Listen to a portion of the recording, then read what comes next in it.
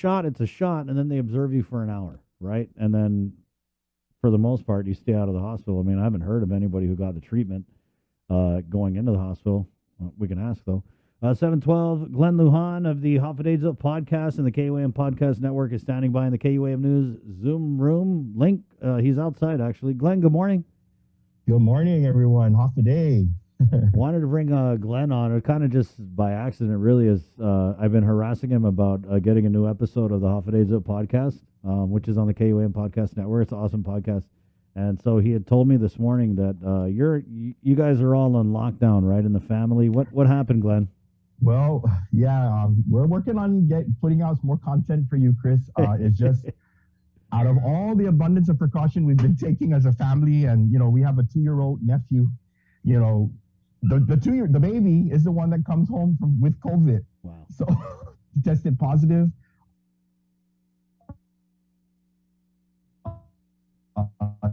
The other day, he was, it was kind of odd because my sister, normally,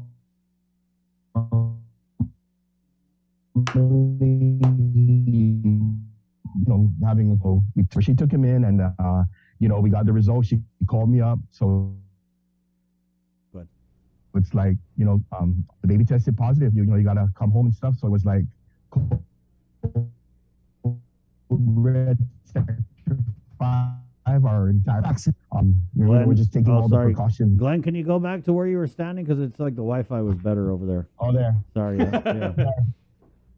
Yeah. So, he tested positive. We believe it's from from where he was at for his daycare. But we're all vaccinated. It's him. We took all the measures as a family wherever we go. We even limit our places where we go. And lo and behold, it's our nephew, our baby is the one that comes home with it, not us. So what kind of symptoms is your nephew having? It's just like any typical of a toddler of that age having a cold. He just has a runny nose, slight fever. It goes up and down. So, my sister has been monitoring him, giving him Tylenol, put the Vicks on his and put socks on his chest, his back, and he's still in a cheerful mode. He wants to run outside and play, everything that of his age. So it's nothing out of the ordinary. So again, we're following all the protocols now as to lock down and ride this out. And the biggest scare is because it's him. He's only 2, and my sister. They attempted last night to go to GMH and get the monoclonal medicine, but because of his age, he doesn't qualify for it. It's too young still. So, we just have to monitor it and see. And, hopefully, so far he looks good. His breathing is good. We have an oximeter. His oxygen levels are good. So, hoping and praying he, fights this and fights it through. Yeah, our prayers are definitely going out to your family. Glenn, so are you guys all what's the protocol there? Since you're vaccinated, are you like a close contact or? No, so we're all quarantined in our own rooms. We're spraying down everything. We are wearing our masks at home, but as you can see, I'm outside, so drinking coffee. So, we're wearing our masks. We're washing our hands. We're keeping our distance from the baby. He's staying in his room, and so we're sanitizing everything for now. And then we're gonna get tested within the 3 to 5 days as well span that's been given. So. And then, riding it out for the total of the 14 days, I believe.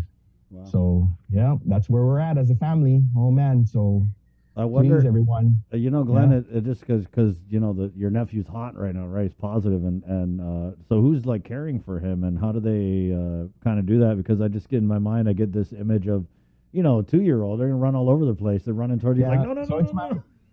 Get back.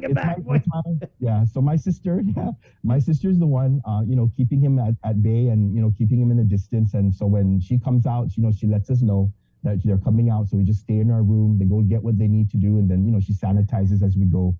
So that's how we're doing it here at the house. So, yeah. Yeah, and he's banging on my door. Gwen. I'm like, no, stay away. Stay away. You got the cooties. So is he having fun with it though, Glenn? Like, has he kind of like almost like made a game of it? Because I'm worried that because I know kids that I've dealt with and everything like that. At some point, it's like, wait, you don't want to hang out with me anymore? And then that's when it gets tough.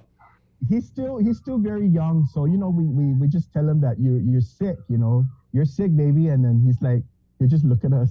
He goes, no, play, one play. I'm like, oh boy. So we're like, yeah.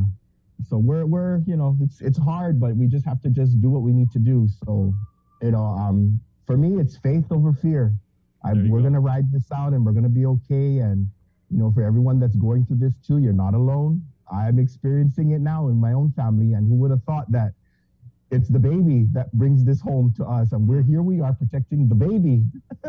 Yeah, it's funny because when we had public health on, and this is before the whole thing with the kids getting the vaccine, was the conversation.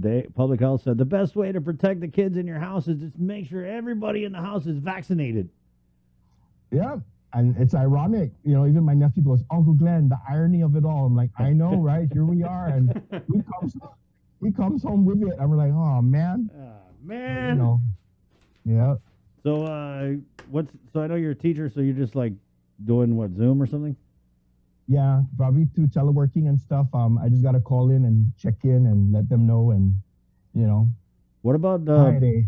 I know, I a day. What about the booster, Glenn? Have you guys considered? Are you thinking about getting the booster? Yes, I'm actually working. I was actually going to go do it this week, but this news with my nephew is unexpected. But definitely once we're cleared, I'm going to definitely get the booster. But I was in the works, making sure that I do it. And, everyone here in the house. So most definitely now, more than ever, we're going to get it. Right, definitely. Well, Glenn, it's always good to catch up with you. Guys, off of it's a podcast. We have a bunch of great episodes that they've already shot, and they're on the KUN Podcast Network. Yep, you can find it on Amazon Music, Audible, Spotify, Apple Podcasts, anywhere you want to get like podcasts. Just go in there and search for Hafade Zoo. Basically, a picture of Glenn, like this big like selfie with a huge smile. You always got a big smile. Him and Josh and everything like that, and you found the right place. Right on.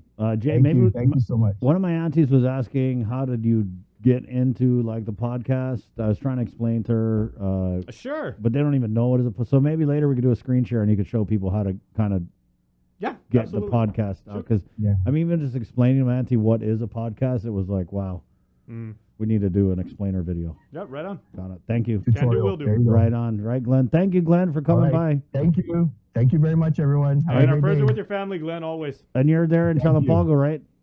Yes, Chalampago. Snake Central. If you guys follow this guy's Facebook, I mean, he is killing a snake like every hour.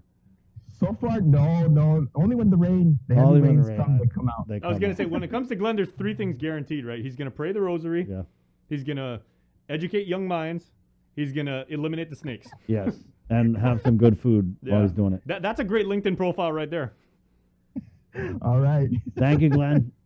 Thank you, guys. All right. Take care, Glenn. There you go. Our friend Glenn Lujan, Off a Day Podcast 720. Let's take a break. We're coming back with Norm Analista of Analista and Company. Fashion for a Cause, guys. They're doing a fundraiser for Catholic Social Services Food Pantry, which is so crucial because we are